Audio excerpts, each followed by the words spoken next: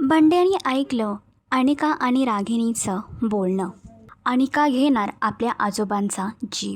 कमळी या मालिकेच्या आगामी भागामध्ये एकीकडे व्रत पूर्ण होऊ नये म्हणून कामिनीने जो सापळा रचला होता त्यामध्ये अन्नपूर्णा आजी फसली आणि आता तिचं हे व्रत कमळीने पूर्ण करण्याचं ठरवलं आहे.